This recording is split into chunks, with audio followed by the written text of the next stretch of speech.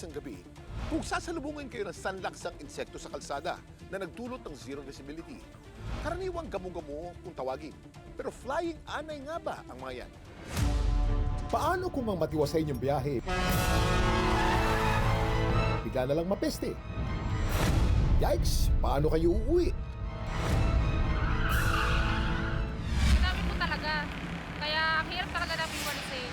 Yung zero visibility niya, parang yung malakas na ulan, sinasalubong talaga nila. Yan nga ang match na papanoorin natin ngayong umaga. Hindi to tennis o football. Ang magbabakbakan kasi rito, mga insekto. At ang pinaglalabanan nila, sarili nilang buhay. Kapag nagtagumpay sila sa misyon, maghahari sila ng mahigit 20 taon. Pero kung mabigo, mabubuhay lang sila ng isang araw.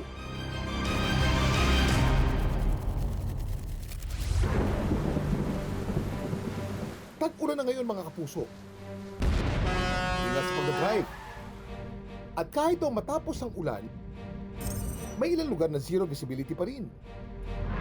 Ano nga kaya ang mga lumilipad na insektong yan? I-close up ka natin. Parang anay ito. Langgam na may pakpak. Para siyang langgam pero parang butterfly.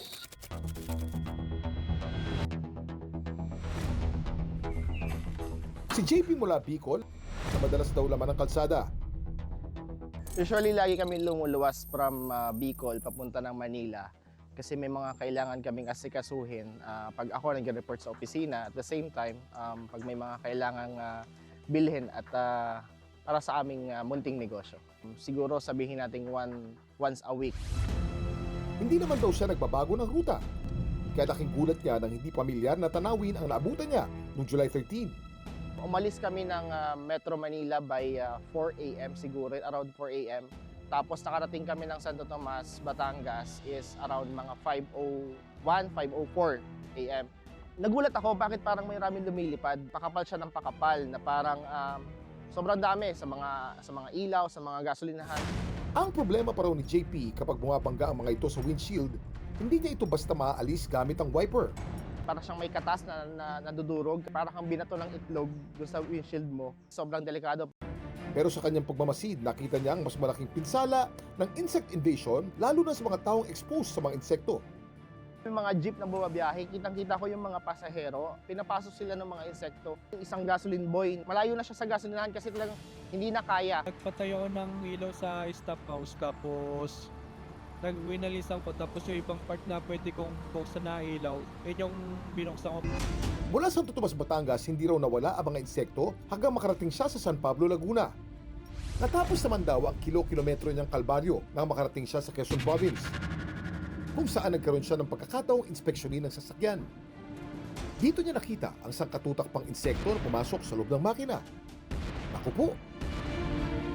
Anong klaseng insekto ba yan at bakit sila sumasalakay? Siguro, sabi nga nila,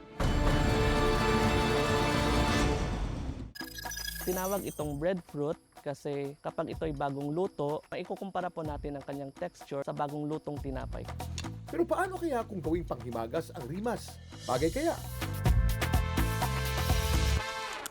Kung pwede mong baguhin ang isang desisyon sa buhay mo, ano yun? Ito lagi ko talaga iniisip ko, Kuya Kim. Anong isang bagay na nagpayak sa'yo? nagulat ako bakit parang may maraming lumilipad. Pakapal siya ng pakapal. Yung mga jeep na bumabiyahe, kitang-kita ko yung mga pasahero, pinapasok sila ng mga insekto. Anong klaseng insekto ba yan at bakit sila sumasalakay? Siguro gamo-gamong malaki. Sabi nga nila, pag meron daw gamo-gamo or ganong karaming gamo-gamo ay may paparating na sama ng panahon, kaya dapat mag-ingat.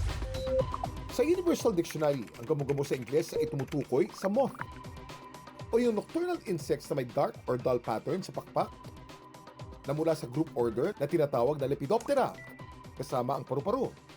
Ang gamo-gamo ay isa sa mga insektong may pinakamaraming uri sa buong mundo na tinatayang may mahigit 160,000 species. May kakayahan din sila mag-camouflage kung saan nagbumuka silang tuyong dahon, balat ng puno, lumot o bato. Sa parang ito, nakakaiwas sila sa mga mandaragit. Dami mong alam, Kuya Kim. Pero kapag kinumpara ang moth sa nakita ni JP, magkaibang kanilang itsura. Kaya ngayon, punta tayo sa Filipino Dictionary. Alam niyo bang may dalawang magkaibang ibig sabihin ng gamo-gamo sa ating bansa? Bukod sa moth, Mas kilala nating gamo-gamo ay itong tinatawag na flying termite sa Ingles. Opo, lumilipad na anay. Sa Pilipinas, ang kadalasang tinatawag sa gamo-gamo ay hindi ibang uri ng insekto kundi mga reproductive termite na tinatawag na alate. Misyon nilang magparami, ika nga. Pagtikitin nating muli, ang nakitang insekto ni JP at ang itsura ng flying termite, pareho. Final answer na ba? Yung nasa video ay most likely they are flying termites, no? So yun sila yung mga gamo-gamo na anay. They are coming from colony. They are released by colonies under the ground or in mounds, yung mga punso. Looks like Macrothermes gilvus na mga subterranean termites.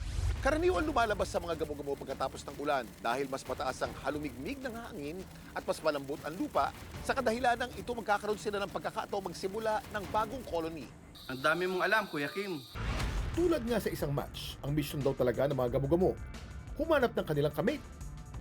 At kapag nagtagumpay sila, paghaharian nilang nabuong bagong kolonya ng hanggang 2 dekada. It's like a nuptial flight, no? And then once they find a mate, they discard their wings and they go underground and form a new colony. So itong mga nakikita natin are future king and queen of termites. Karamihan sa kanila will be unsuccessful, and once they are unsuccessful, they will eventually die. Matapos ang karanasan ni JP sa dagsadagsang gamo-gamo, muli niya itong binalikan sa parehong lugar at oras. Tingnan natin kung meron pa tayong maaabutan o Pero sa pagkakataong ito, wala nang gamo-gamo.